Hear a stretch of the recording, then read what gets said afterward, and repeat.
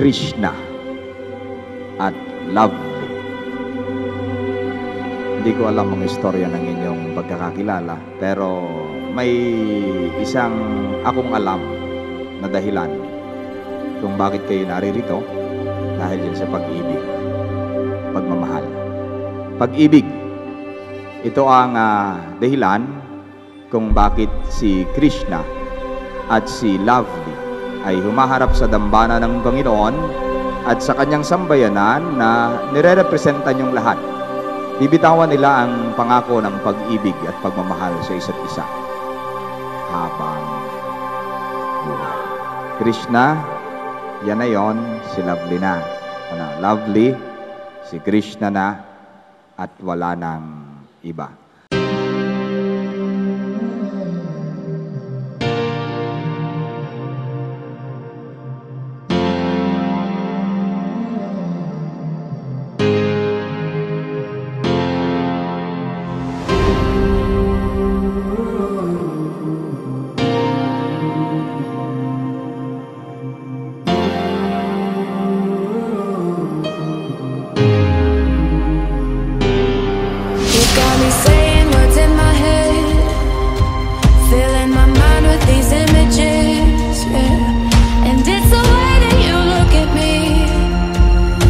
Me feel like I can't breathe. It ain't right, right, right. It ain't right, right, right. It ain't right.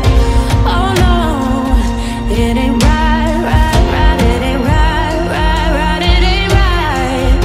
Oh no. Yung love story namin start this year lang, last year ng September. Sobrang bilis din naging love story. Pinakilala kami ng aming mga kaibigan, sa common friends. Doon na kami nagsimulang magkita, mag-date. Nagtuloy-tuloy na yung aming pag-iibigan. Nagustuhan ko siya kasi mabait siya. Mabait, palabiro. Yan. Kahit lagi niya akong inaasa. Si Lovely, nasa kanya na lahat ng katangian ng isang babae. Mabait, maganda, pasensyo siya. Kaya mahal na mahal ko siya. Ayan, magkita na lang tayo mamaya. And I love you. Kita tayo sa church.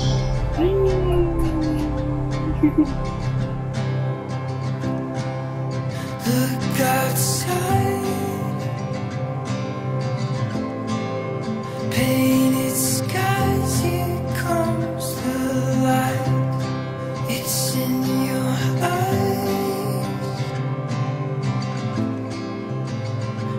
It pulls the ocean tides.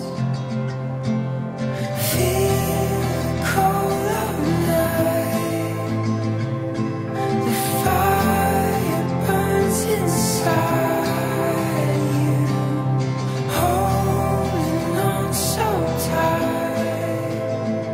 This is everything.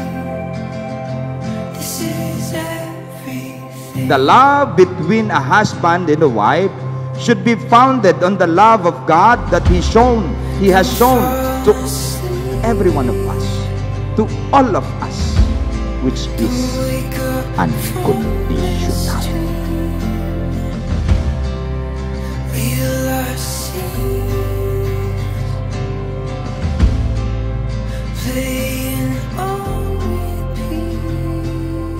Lovely.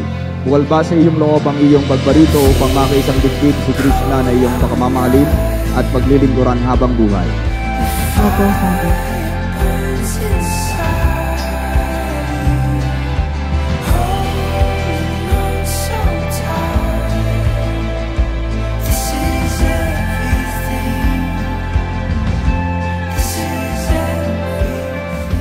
Ikaw naman, Krishna.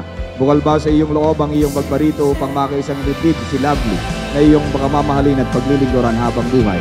Opo, Pawit.